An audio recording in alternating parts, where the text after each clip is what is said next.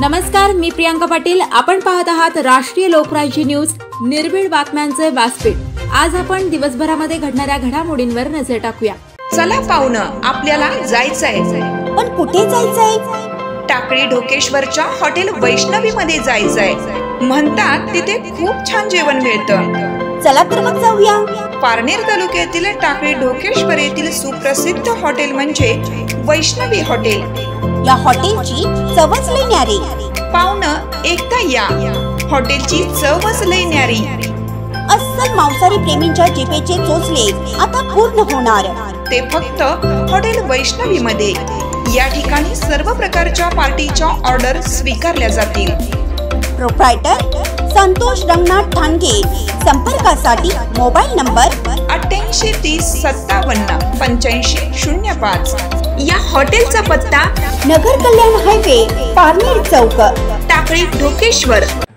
शेवगावमध्ये भव्य तिरंगा पदयात्रेचे आयोजन।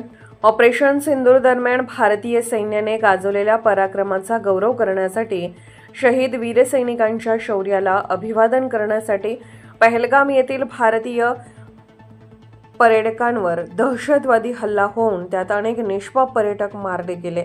या कृत्यामुळे भारतात पाकिस्तानी आतंकवादी कृत्यांच्या विरोधात तीव्र अशी संतापाची लाट होती। या कृत्याचा बदल म्हणून भारतीय नेतृत्व ऑपरेशन सिंदूर यशस्वी राबवली गेली व अनेक पाकिस्तान दहशतवादीचा नायनाट करून भारतीयांना संरक्षण दिले गेले। या गौरव कामगाराच्या स्मरणार्थ संपूर्ण भारतभर भव्य यात्रेचे आयोजन करण्यात आले।